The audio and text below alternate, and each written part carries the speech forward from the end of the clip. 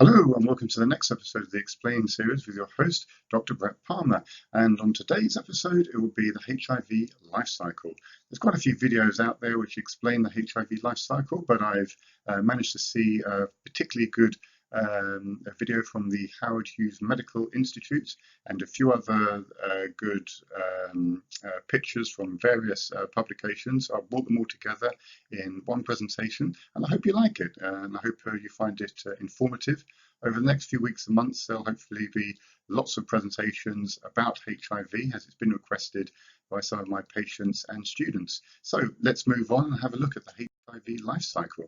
So if you could blow up a little HIV viron into and blow it up into the size of your hand, like so, this is what you would see, sort of like a semi-furry covered thing with not necessarily blue specks because these are all false color, but this furry kind of layer you see all around is actually a lipid membrane. If we could cut some of that lipid membrane out, what would we see? Well, we'd actually see a protein matrix just underneath that bilipid membrane. And if we chipped away at that protein matrix, we'd see a lot of little bubbles of things, and these little bubbles are called proteases. And if you could suck them out with a vacuum cleaner, what would you see? You'd see another protein-covered shell, if you like, and that's called a HIV capsid. And the little rosette-type flowery things, which you can just see there, that is the P24 protein, and that is what modern day HIV fourth generation tests actually detect. That's the protein they actually pick up. And if you manage to crack open that capsid, you'll see the HIV RNA. Remember, it's an RNA retrovirus, and that's where it's kept, hidden by those various layers of protein.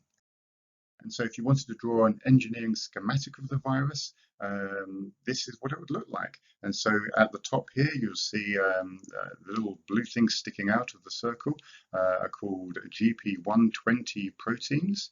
And you'll see the lipid bilayer. And then underneath the lipid bilayer is the matrix protein.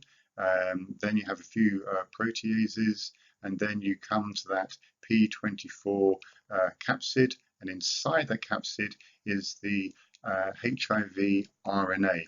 And inside the capsid as well, it will take in an enzyme called integrase, and also an enzyme called reverse transcriptase. It's important because, well, we'll see why it's important in a minute. And so here is the video from the Howard Hughes Medical Institute, which I've borrowed. It's a very virological video, so I'm going to change it into a little bit more of a medical one. And this is what we've talked about already. And so there's the reverse transcriptase joined on to the HIV RNA itself. So once you've been infected with HIV through someone who has a high viral load, the HIV virus will try to find a CD4 cell. And just as we see here, we see these CD4 receptors, and they click onto the GP120 protein on the HIV surface. And then the proteins actually change shape and they click on down to another receptor, a co-receptor called CCR5 co-receptor. And then there's another big change. And what this change is it actually winds the virus closer into the CD4 cell itself.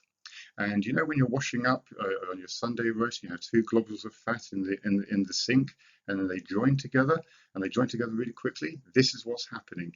The whole point of this mechanism is to get two lipid bilayers to join together. Once that happens, the HIV virus gets effectively pushed in, injected in, its contents are shoved into the CD4 cell, and then the protein coat dissolves. The capsid we see here dissolves, and it just leaves the strands of HIV RNA linked to its transcriptase just at the end here. So what happens? Well, you see the yellow RNA that gets transcribed into DNA, and this is where the non-nucleoside reverse transcriptase inhibitors, the NNRIs or the NNRIs, this is the mechanism they block. These are the drugs that stop. This is like the tenofovir, the entericytidine. This is where they activate. They stop doing it. You see the little yellow specks on the DNA. This is all mutations because HIV replicates. All this is going on within a 6-hour window where it completely replicates. It's turned into DNA already, and it links onto an integrase, and then the integrase with a loop of DNA goes through a nuclear pore inside the nucleus. So what happens now? Well, it links in to the person's own DNA, and that person now has lifelong infection. He or she is now infected with HIV, and there's nothing you can do. And stopping that integrase is another form of drugs called the integrases, or integrase inhibitors, like dolutegravir, raltegravir, etc. And so the body's own mechanisms now read that DNA and with messenger RNA, and that messenger RNA, the rough endoplasmic reticulum, is read through to start to produce the HIV proteins that HIV needs to replicate. And so this is the replication process happening. So this is a protein it's made. It made a yellow protein like before, and that yellow protein it's making in the rough endoplasmic reticulum is then released onto the cell surface. And what do we see? We see GP120 proteins being made and manufactured. And all these are happening all over the CD4 cell. So more messenger RNA being spat out there from the nuclear pore, and now it's whizzing through the ribosome. And that's producing different coloured proteins for different parts of the capsid, the outer matrix, and various other machinery of the RNA. And then itself, it produces the actual RNA of the HIV virus linked to one of those proteins. And then you have the budding off of the virion from the CD4 cell surface, and you have basically an immature HIV virion. And an immature HIV virion can't actually replicate, but these proteases within inside the virus, this is another set of drugs called protease inhibitors. They stop this from happening as well. And there you see it now becomes a mature. Now a mature virion can infect other CD4 cells, an immature virion can't. And the CD4 cell is being taken over, it's producing lots and lots and lots and lots and lots and lots of virions, and it's producing so much it will eventually kill the CD4 cell, which is obviously not good. And over the months, once you get infected with HIV, your CD4 cell crashes down in terms of the CD4 count in your body, and because you'll have a high HIV viral load. But as the weeks and months go on, the CD4s recover, your HIV comes down. But as the years pass, your CD4 cells unfortunately eventually lose the fight. And so this is when your CD4 cells drop a certain level, you eventually pick up what's called AIDS, which is acquired immune deficiency syndrome. This is an old term, and it's now just called a symptomatic HIV. Okay. But the old way of thinking is, oh, it doesn't cause any problems until a few years later. That's wrong thinking, okay? What actually happens is you start to feel the effects of HIV very, very early on.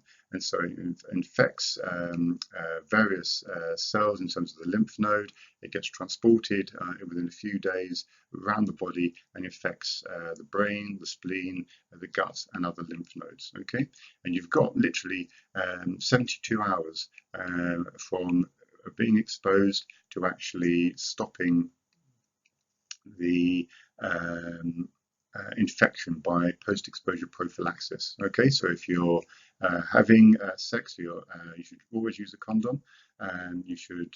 But if you're at risk with someone who you don't know about their status and you need post-exposure prophylaxis, that's why you got a 72 hour. You got 72 hours before it integrates into your DNA. Okay. So let's quickly look at transmission routes. Unprotected sex, like we said, so there is something called PrEP, pre-exposure prophylaxis, you can take to prevent you getting HIV. That'll be another video. But if you have had unprotected sex and the condom breaks, you can use post-exposure prophylaxis.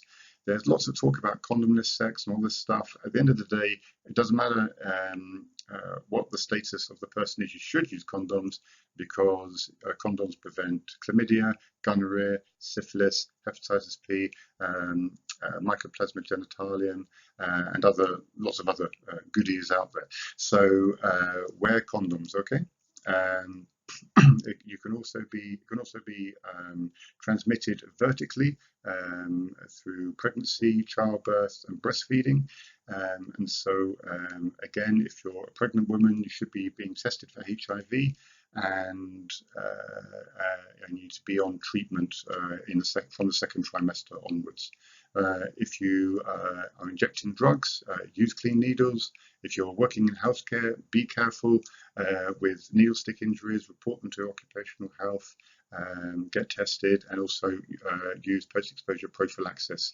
And although I'm covering it up, the one underneath it is blood transfusion. One I'm covering up is blood transfusions. Now, a lot around the world now, blood products and transplants are tested thoroughly for various diseases like HIV, hepatitis B and C. There were a few scandals in the 1980s, even in the UK, where people who got blood transfusions picked up HIV, hepatitis B and C. While that's in the past, there's still people out there who have not been diagnosed. And so if you've had a blood transfusion in the 1980s, you should be tested at your local sexual health centre to make sure that is not, you don't fall into that category, because a lot of these diseases are treatable now.